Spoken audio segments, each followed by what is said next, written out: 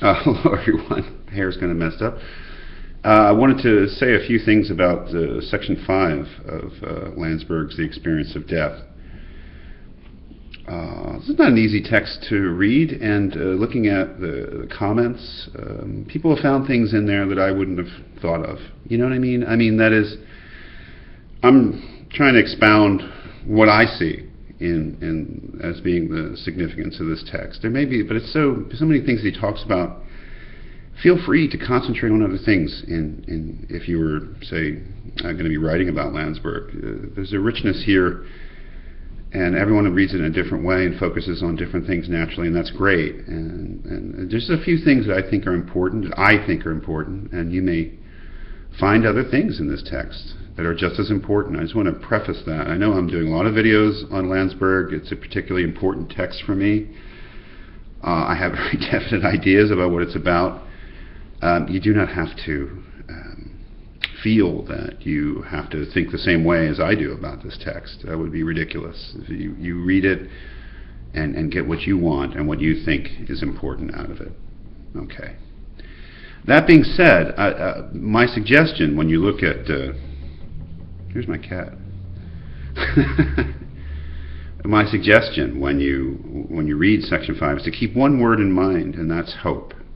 That is hope. It's a very important concept, I think, in any reading of Landsberg, is his introduction of the notion of hope and what he means by hope and the significance he gives to that idea of hope in this section, Section 5, which I think, for me at least, is a crucial section. I'll tell you what I mean. The first thing he says on page 205 in the beginning of Section 5, the ontological basis, is I think that for Landsberg, this is why I'm so interested in Landsberg, is what he says here. He says the specifically human problem of death is created by the transformation of the living being into person. And that is something he described in Section 3, the notion of individualization, and the way that as we realize our individuality, what goes hand in hand with that is an awareness of death, a death consciousness, you might say. But unlike many thinkers who have talked about death and suggested ways that we should conceive of death,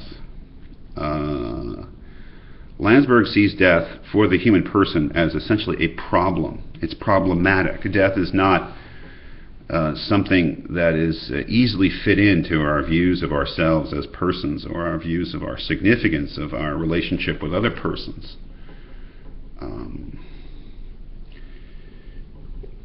I think that one of the ways that you can sort of see what he means there is that further down on page 205, he says this.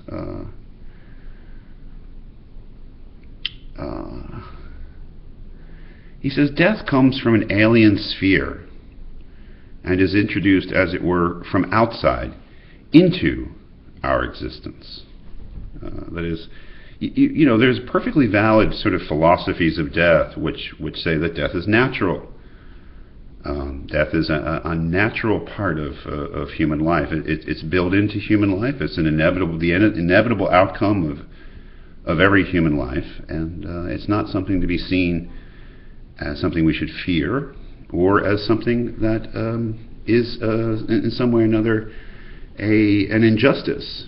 That is, everything that lives must die, and that accepting that and seeing that as a natural end of every living thing is part of coming to terms with life itself. Well, I'm here to tell you that Landsberg doesn't think that.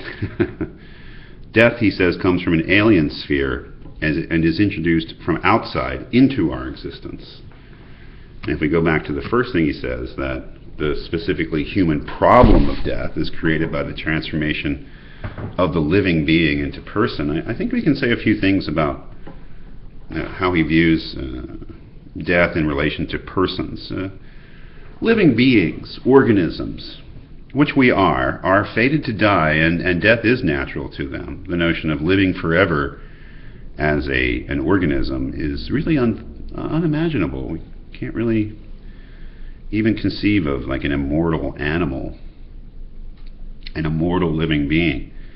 And if all we were living beings, then death would not be a problem. Death might be unfortunate, it might be sad, the way that it's sad when an animal dies. I mean, people, when their pets die, you just saw my cat, I mean, you know, it's very, very sad, and people grieve for their pets, and that's not silly, it's natural.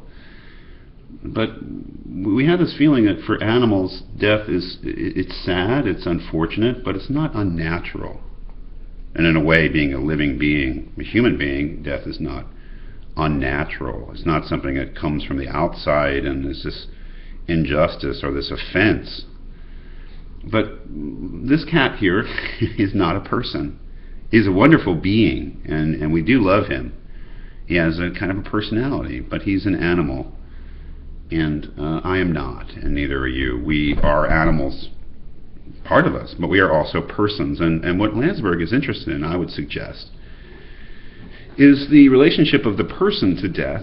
And what he's really suggesting here is that death, in terms of persons, is not a natural or inevitable or really an acceptable thing. Death is the enemy. Death is a threat. Death is the menace. And why would he say that about persons? Well, insofar as we are animal beings, we're fated to die. And it's sad. It really is. But animals die, and we are animals on some level. But we're also persons, and persons, maybe if we look into what it means to be a person, we don't find death in the same way when we look into what it means to be an organism, an animal. We find the possibility of death. Are persons meant to die? And is the threat of death against personhood something that we simply have to accept? You know, that persons come to an end. I think what Landsberg is getting at in this section, part of what he's getting at, is that if we look into what it means to be a human person as opposed to a human being, and in the sense of being a human animal, merely a living organism, that what Heidegger said about human existence turns out, from Landsberg's point of view, to be tragically mistaken. Remember that Heidegger, the existentialist who's mentioned at length in Glenn Gray's essay, The Idea of Death and Existentialism, characterized human existence as a being towards death. And Landsberg stakes his territory out very clearly on page 206. He says, the human person, this is towards the top of the page, the human person is not, in its true essence, an existence towards death. That's a rejection. I mean, we are all going to die. But is our existence an existence towards death? An existence, in the full meaning of that, I suppose, what Heidegger meant was that every moment of our existence, we're getting closer and closer to our own end, our complete annihilation as beings, and that accepting that, somehow dealing with that, having the courage to be aware of that is a necessity in order to live an authentic life in the truth. But Landsberg is saying that is not, that sort of existence towards our non-being, that acceptance of our eventual non-being, is a fundamental mistake. He says, and again, this is towards the bottom of page 206.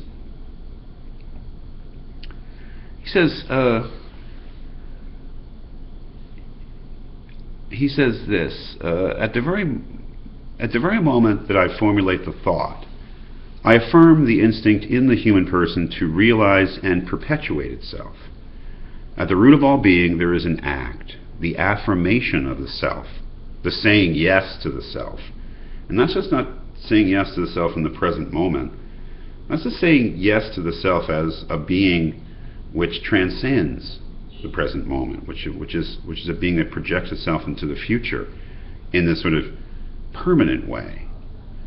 In each personality, he continues, aware of its uniqueness, we find the affirmation of this uniqueness moving towards its realization, an affirmation which implies the tendency to surpass the limits of time.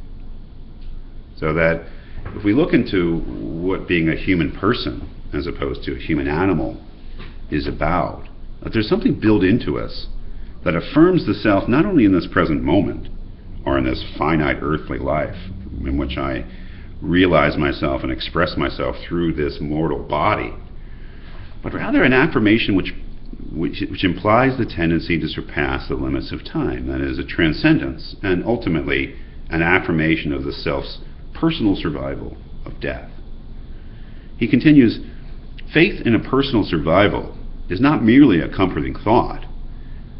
It is above all the expression, the actual shape given to this ontological factor. Death, considered as finality, as an annihilation, which is really the existentialist view of death and the Epicurean view of death.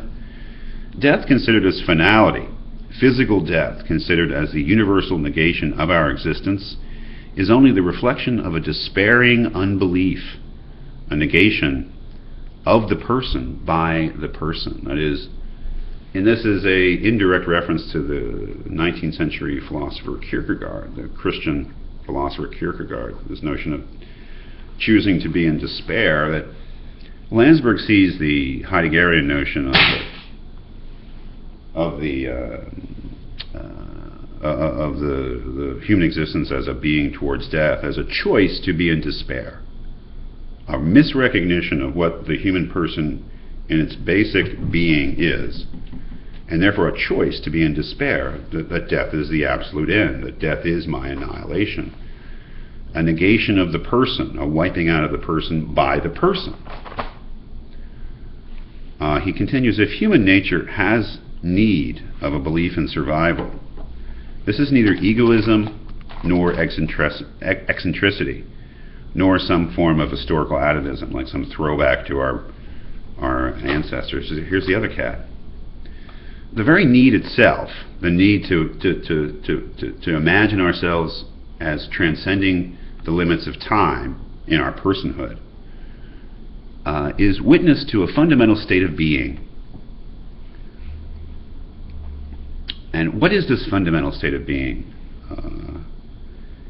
He calls it hope. Later, farther down on page 207, hope, this act of personal existence, is essentially different from the multiple emotions we describe as hope in the sense of the expectation of something.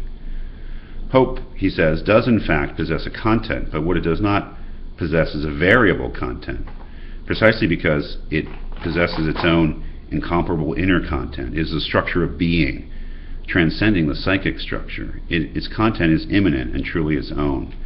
This content exists only in hope, and hope exists only in moving towards the content. Hope and expectation both appear to move towards the future, but there are two futures involved, appertaining to two kinds of time. The future of expectation is the future in the world in which one hopes for the fulfillment of certain desires. The future of hope is the future of my own person in which I shall fulfill myself.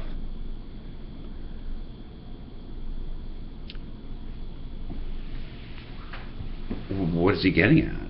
Well, I think when he talks about hope, expectation, I expect to, graduate from college. I expect to someday own my own house. I expect to learn a language. I expect to do this or that, big and small things. And I can expect anything, and all my expectations can ultimately be thwarted, could turn out to be wrong. I don't graduate from college. I don't own my own house. But I can expect all sorts of things. Whereas he's saying what he's calling hope is hope for only one thing, and that's for self-realization. And in the way that he's thinking, the human person can only hope to realize themselves completely if they transcend the limits of time, and which implies that they have a personal survival of death. So the existentialists look deep into human existence and they find a being towards death. Landsberg looks deep into human existence and finds a being beyond death. There's two fundamentally different readings of the human situation, and I'm hoping that some people, at least in their essays, when they sit down to write, might want to take this into consideration. Which of these accounts of the structure of human existence do you find more true and compelling? The existentialist Heidegger notion of human existence as moving towards its ultimate annihilation, or Landsberg's interpretation of human existence as a hope of moving beyond death into its true realization, which would be a personal survival of death.